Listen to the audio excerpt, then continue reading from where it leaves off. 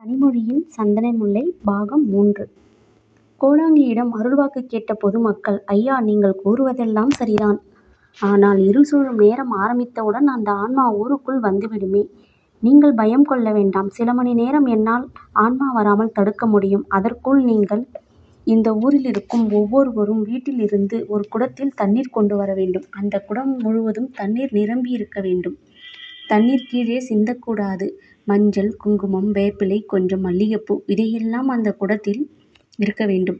நீர் நிரம்பிய குடங்களை எல்லாம் ஊருக்கு வெளியில் இருக்கும் எல்லைப்பிடாரியம்மன் கோவிலுக்கு கொண்டு வந்து வைக்க வேண்டும். அம்மன் சக்தி வாய்ந்த எலுமிச்சம்பழத்தை ஒவ்வொரு வீட்டிலும் நான் முதல் நாளே கொடுத்து விடுவேன். அந்த எலுமிச்சம்பழத்தை நடு வீட்டில் வைத்து பூஜை செய்துவிட்டு இந்த குடத்தின் தண்ணீரில் போட வேண்டும். அம்மனிடம் வேண்டி எல்லோரும் தூய மனதில் விரதம் இருந்து அம்மனை பூஜிக்க வேண்டும்.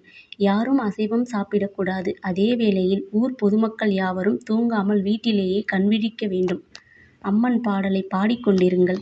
இந்த பூஜையை நான் ஊரின் எல்லையில் இரவு 12 மணிக்கு நடத்துவேன்.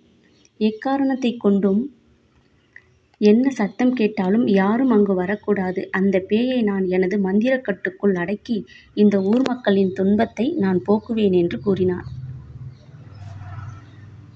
நான் சொன்னதையெல்லாம் நன்றாக மனதில் வைத்துக் கொள்ளுங்கள். இரவு முழுவதும் தூங்காமல் கண்விழித்துக் கொண்டு பூஜையை செய்ய வேண்டும்.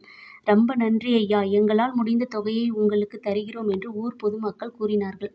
கோடாங்கி, நாளை இரவு வந்து உங்கள் ஒவ்வொருவருக்கும் நான் ஒரு அம்மன் சக்தி வாய்ந்த எலுமிச்சம்பழத்தை கொடுத்து விடுகிறேன் என்று கூறினார். கோடாங்கி கொடுத்த அந்த எலுமிச்சம்பழத்தை எல்லோரும் தங்கள் வீட்டில் வைத்து பூஜை செய்தார்கள்.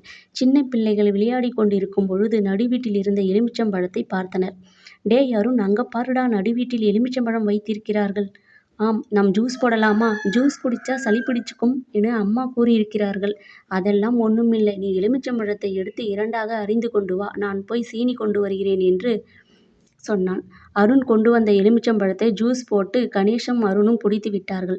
அடுத்த நாள் இரவு வேளையில் ஒரு குடம் நிறைய தண்ணீரை நிரப்பி மஞ்சள், குங்குமம், வேப்பிலை, மல்லிகைப்பூ எல்லாம் போட்டு அதில் கோடாங்கி கொடுத்த எலுமிச்சம்பழத்தை போட்டு அந்த குடத்தை ஊரின் எல்லையில் இருக்கும் எல்லைப்பிடாரி அம்மன் கோவிலுக்கு எதிரில் வைத்தார்கள்.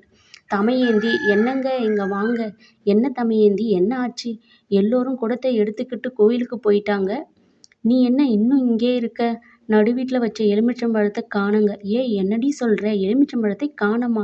கோடாங்கி கொடுக்கும் பொழுதே என்ன சொன்னாரு? நாளைக்கு குடத்துல கண்டிப்பா அந்த எலுமிச்சம்பழத்தை போட்டு தானே கொண்டு வரணும் சொன்னாரு. இப்படி தொலைச்சிட்டியே. நான் நடுவீட்டில் தாங்க வச்சேன்.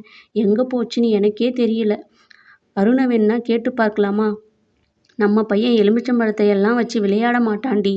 இப்ப என்னங்க பண்றது? எலுமிச்சம்பழம் தானே, செடியில் இருக்கிற ஒரு எலுமிச்சம்பழத்தை எடுத்துக்கொண்டு வந்து அந்த குடத்தில் போடு. சரிங்க என்று அவள் ஒரு எலுமிச்சம்பழத்தை எடுத்து குடத்தில் போட்டாள். என்னங்க, நீங்க என் கூட வாங்க. நம்ம போய் இந்த குடத்தை வச்சுவிட்டு வந்துடலாம். தமையேந்தி தன் கணவனோடு அந்த குடத்தை தூக்கி கொண்டு ஊருக்கு எல்லையில் இருக்கும் எல்லைப்பிடாரி அம்மன் கோவிலுக்கு எதிரில் வைத்துவிட்டு வீட்டிற்கு வந்தாள். ஊர் மக்கள் எல்லோரும் தங்கள் வீட்டில் அகல் விளக்கு ஏற்றி அம்மனை நினைத்து பூஜை செய்து கொண்டிருந்தார்கள். கோடங்கியோ ஊருக்கு எல்லையில் மந்திர சக்கரம் ஒன்று செய்து அதன் மீது குலதெய்வம் ஜக்கம்மாவின் போட்டோவை வைத்து தலச்சம்பிள்ளை மண்டையோடு பொரி, அவல், கடலை, எலுமிச்சை பழம், குங்குமம், எலும்பு துண்டு எல்லாவற்றையும் வைத்து யாகம் நடத்தினார். அவர் உடுக்கை அடித்து கொண்டு மந்திரங்கள் ஜெபித்து கொண்டிருந்தார். இருள் சூழ்ந்த அந்த இரவு நேரத்தில் ஊரே அமைதியாக இருக்க ஊர் எல்லையில் மட்டும் ஒரு பயங்கரமான உடுக்கு சத்தம் ஒலித்து கொண்டிருக்கிறது. யாகம் நடத்தும் அந்த ஓமகுண்டத்தின் அக்னி வெளிச்சம் அந்த இருள் சூழ்ந்த இரவில் பிரகாசமாக கொழுந்துவிட்டு எரிகிறது.